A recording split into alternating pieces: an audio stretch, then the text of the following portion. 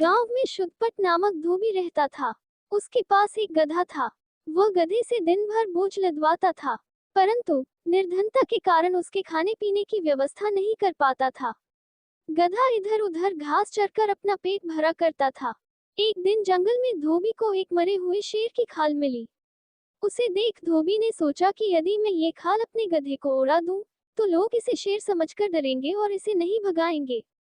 इस प्रकार यह बिना किसी बाधा के आराम से किसी के भी खेत में घास चर सकेगा। उसने शेर की खाल उठा ली। उसके बाद से हर रात वह अपने गधे को शेर की खाल उड़ाकर गांव के खेत में छोड़ने लगा।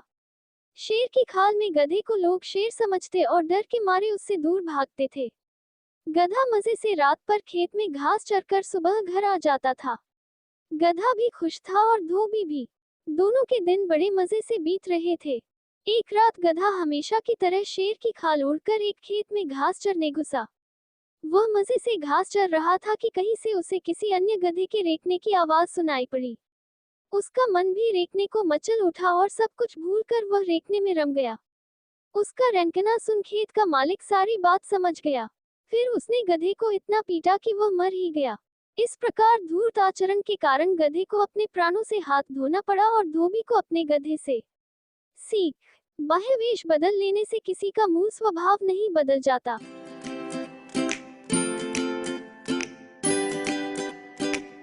बोलने वाली गुफा। एक जंगल में खरनखर नामक शेर रहता था। एक दिन वह शिकार की तलाश में बहुत दूर निकल गया। शाम हो चुकी थी, कोई शिकार हाथ नहीं लगा था। ऊपर से वह थक कर चूर हो चुका था। तभी उसे एक गुफा दिखाई पड़ी। वह गुफा के अंदर चला गया। गुफा खाली थी। शेर ने सोचा अवश्य कि यहाँ रहने वाला जानवर बाहर गया है। रात होते होते वह गुफा में वापस जरूर आएगा। ऐसा करता हूँ, तब तक यहीं छुप कर बैठता हूँ। जब वह जानवर आएगा तो उसे मारकर खा जाऊंगा और अपनी भूख मिटाऊंगा। वह गुफा में एक कोने में छुपकर बैठ गया। वह गुफा दक्षिपुच्छ नामक गीदड़ की थी। जब वह लौटकर आया और गुफा के पास पहुंचा, तो देखा कि शेर के पंजों के निशान उसकी गुफा के अंदर जा रहे हैं, लेकिन बाहर आते हुए पंजों के निशान उसे दिखाई नहीं पड़े। वह समझ गया कि उसकी गुफा में कोई शेर गया है। उसे ये भी संदेह था कि वह अब भी अंदर ही बैठा हुआ है। ये पता लगाने कि शेर गुफा में बैठा है या नहीं, उसे एक युक्ति निकाली। गुफा के द्वार पर खड़ा होकर वह तेज आवाज में बोला, मित्र, मैं वापस आ गया हूँ। तुमने कहा था कि मेरे वापस आने पर तुम मेरा स्वागत करोगे, लेकिन तुम तो चुप हो। क्या बात है? तुम कुछ बोल क्यों नहीं रहे हो? जब गीदड़ की आवाज शेर के कानों में पहुंची, तो उसने सोचा कि ये गुफा अवश्य गीदड़ के आने पर उसका स्वागत करते हुए कुछ कहती है। शायद मेरे यहाँ होने के कारण आज ये चुप है। अगर गुफा कुछ न बोली, तो कहीं गीदड़ को संदेह न हो जाए और वह वापस न चला जाए। इसलिए वह गरज कर बोला, आओ मित्र, तुम्हारा स्वागत है। जल्दी अंदर आओ। शेर की गरज सुनकर गीदड़ डर गया। वह उल्टे पैर वहां से भाग गया। इधर शेर बहुत देर तक गीदड़ ने अंदर आने की प्रतीक्षा करता रहा, लेकिन सब व्यर्थ रहा। अंत में उसे समझ आ गया कि गीदड़ उसे मूर्ख बनाकर भाग गया है। शेर को अपनी मूर्खता पर बहुत क्रोध आया, किंतु अब वह क्या करता? शिकार उसके हाथ से निकल चुका था। सीख: भविष्य के संकट को भांपकर जो बचने की युक्ति निकाल ले, वह बुद्धिमान होता है। खरगोश। दो खरगोश अपने माँ के साथ एक सुंदर से गांव के हरे भरे मैदान में रहते थे। उन दो खरगोश के नाम थे चिंटू और मिंटू। चिंटू बहुत ही नटखट था और मिंटू बिल्कुल उसके अपोजिट बहुत ही शांत था। वे अपनी माँ के साथ एक पेड़ की जड़ के नीचे रहते थे। सुन मेरे बच्चों, तुम खेलने के लिए नीचे खेत में जा सकते हो, पर ध्यान रखना कि तुम रतनलाल के खेत में नहीं जाओगे। उन खरगोश की माँ ने उन्हें सतर्क कर दिया। आपके पिता की वहाँ एक दुर्घटना हुई थी। रतनलाल बहुत ही खतरनाक आदमी है। उनसे दूर रहने में ही हमारी समझदारी है। माँ ने उन्हें हर बार की तरह चेतावनी दी। अब चलो और शरारत में न पड़े। मैं बाहर जा रही हूँ। ये सब बोल के खरगोश की माँ अपना बैग और छाता लेकर घर से बाहर निकली। मिंटू, जो एक होशियार और समझदार खरगोश था, उसने बाजू वाले खेत में जाने का फैसला किया। चिंटू ने मिंटू के साथ जाने से इनकार कर दिया और वह दौड़ के रतनलाल के बगीचे में चला गया।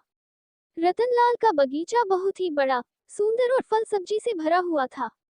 रतनलाल के बगीचे में आसानी से खाने को मिलता था। चिंटू खरगोश ने बहुत ही सब्जी और फल खाया। बहुत ही खाने के बाद चिंटू के पेट में दर्द होने लगा। फिर भी वह उसकी परवाह न करता लालच के कारण खाता ही चला गया। चिंटू गाजर खाते वक्त आगे चला गया। तभी उसे रतनलाल पौधों को पानी देता दिख गया। वह सावधानी से पीछे जाने लगा। तभी रतनलाल की नजर चिंटू खरगोश पर पड़ी। रतनलाल पानी का पाइप वहीं छोड़ के चिंटू के पीछे गुस्से से भागने लगा। खरगोश अब बहुत ही डरा हुआ था। अब वह पूरे बगीचे में भाग रहा था। डर के कारण वह गेट के पीछे का रास्ता भी भूल गया था और डर के मारे भागते वक्त उसने अपने दोनों जूते भी खो दिए थे। बिना जूते से वह और जोर से भागने लगा। चिंटू भागते हुए के रतनलाल की गराज में जाके छुप गया। खरगोश बहुत देर से दिखाई न देने के कारण रतनलाल गुस्से से अंदर जाके छड़ी लेकर आया।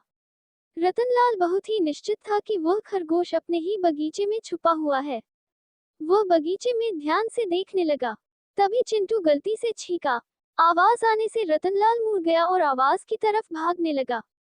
रतनलाल को आते देखकर चिंटू ने जल्दी से गराज की खिड़की से कूद गया, जो कि बहुत ही छोटा था, जिससे रतनलाल नहीं जा सका।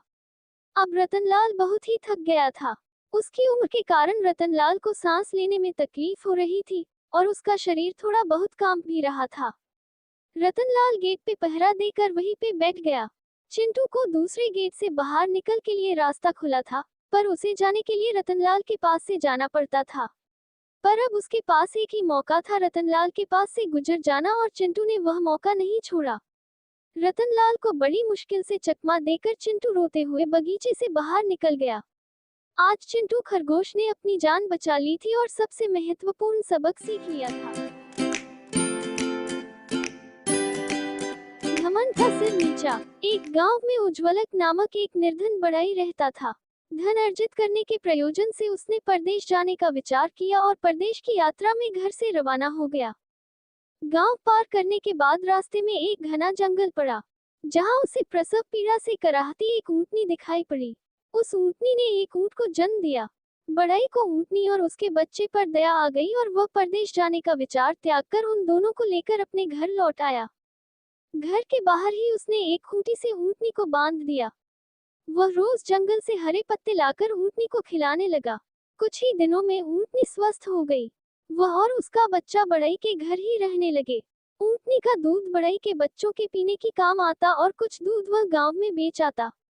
इस तरह ऊंटनी उसकी आजीविका का साधन बन गई। समय बीता और ऊंटनी का बच्चा भी बड़ा हो गया। उसका उपयोग बढ़ई माल ढुलाई में करने लगा। बढ़ई ने ऊंट के गले में एक घंटी बांध दी। इससे ऊंट कहीं भी होता उसे पता चल जाता था और उसे ढूंढना आसान हो जाता था। कुछ वर्षों में बढ़ई ने कई ऊंट और ऊंटनियां खरीद ली। उसका व्यापार अच्छा चल पड़ा। ऊंटनियों का दूध बेच बेचकर वह धनवान हो गया। ऊंटों से माल ढुलाई करवाकर भी उसे अच्छी कमाई होने लगी। सब कुछ अच्छा चल रहा था, किंतु जिस ऊंट के गले में घंटी बंधी हुई थी, वह स्वयं को दूसरे ऊंटों से श्रेष्ठ समझने लगा। जब सारे ऊंट जंगल में पत्ते खाने जाते, तो वह समूह छोड़कर अकेला ही इधर उधर घूमता रहता और घर भी देर से लौटता। जंगल में जंगली जानवरों का भय था।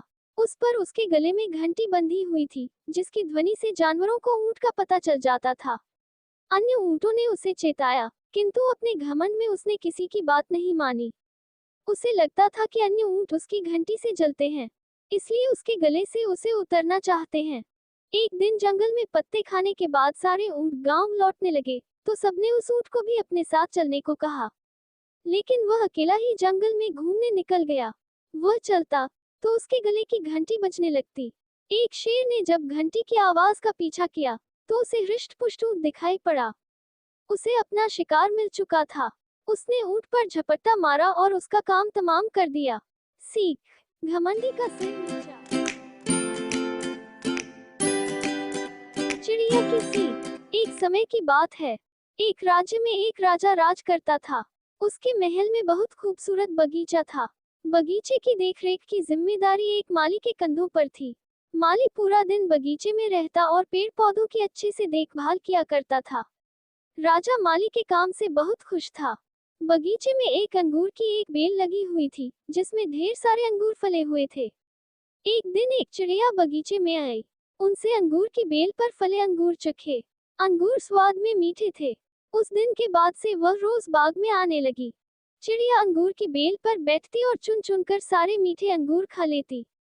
खट्टे और अधपके अंगूर वह नीचे गिरा देती। चिड़िया की इस हरकत पर माली को बड़ा क्रोध आता। वह उसे भगाने का प्रयास करता, लेकिन सफल नहीं हो पाता। बहुत प्रयासों के बाद भी जब माली चिड़िया को भगा पाने में सफल नहीं हो पाया, तो राजा के पास चला गया। उसने राजा को चिड़िया की पूरी कारस्तानी बता दी और बोला, महाराज, चिड़िया में मुझे तंग कर दिया है। उसे काबू में करना मेरे बस के बाहर है। अब आप ही कुछ करें। राजा ने खुद ही चिड़िया से निपटने का निर्णय किया। अगले दिन वह बाग में गया और अंगूर की घनी बेल की आड़ में छुपकर बैठ गया। रोज की तरह चिड़िया आए और अंगूर की बेल पर बैठकर अंगूर खाने लगी। अवसर पाकर राजा ने उसे पकड़ लिया। चिड़िया ने राजा की पकड़ से आजाद होने का बहुत प्रयास किया, किंतु सब व्यर्थ रहा। अंत में वह राजा से याचना करने लगी कि वो उसे छोड़ दे। राजा इसके लिए तैयार नहीं हुआ।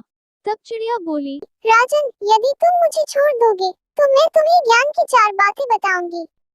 राजा चिड़िया पर क्रोधित था, किंतु इसके बाद भी उसने यह बात मान ली और बोला, ठीक है, पहले तुम मुझे ज्ञान की वो 4 बातें बताओ।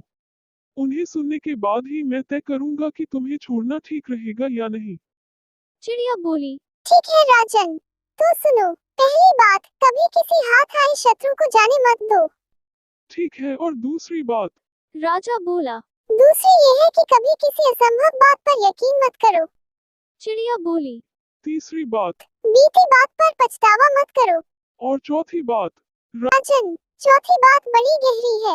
मैं तुम्हें वो बताना तो चाहती हूँ, किंतु तुमने मुझे इतनी जोर से जकड़ रखा है कि मेरा दम घुट रहा है। तुम अपनी पकड़ थोड़ी ढीली करो, तो मैं तुम्हें चौथी बात बताऊं। चिड़िया बोली। राजा ने चिड़िया की बात मान ली और अपनी पकड़ ढीली कर दी। पकड़ ढीली होने पर चिड़िया राजा एक हाथ छूट गई और उड़कर पेड़ की ऊंची डाल पर बैठ गई। राजा उसे ठगा सा देखता रह गया। पेड़ की ऊंची डाल पर बैठी चिड़िया बोली, राजन, चौथी बात ये कि ज्ञान की बात सुनने भर से कुछ नहीं होता, उस पर अमल भी करना पड़ता है। अभी कुछ देर पहले मैंने तुम्हें ज्ञान की 3 बातें बताई, जिन्हें सुनकर भी आपने उन्हें अनसुना कर दिया। पहली बात मैंने आपसे ये कही थी कि हाथ में आए शत्रु को कभी मत छोड़ना, लेकिन आपने अपने हाथ में आए शत्रु अर्थात मुझे छोड़ दिया। दूसरी बात ये थी कि असंभव बात पर यकीन मत करें, लेकिन जब मैंने कहा कि चौथी बात बड़ी गहरी है, तो आप मेरी बातों में आ गए। तीसरी बात मैंने आपको बताई थी कि बीती बात पर पछतावा न करें, और देखिए, मेरे आपके चंगुल से छूट जाने पर आप पछता रहे हैं। इतना कहकर चिड़िया वहां से उड़ गई और राजा हाथ मलता रह गया। सीख, मात्र ज्ञान अर्जित करने से कोई ज्ञानी नहीं बन जाता। ज्ञानी वो होता है जो अर्जित ज्ञान पर अमल करता है। जीवन में जो बीत गया, उस पर हमारा कोई नियंत्रण नहीं, किंतु वर्तमान हमारे हाथों में है। आज का वर्तमान कल के भविष्य कल का निर्माण करेगा। इसलिए वर्तमान में रहकर कर्म करें और अपना भविष्य बनाएं।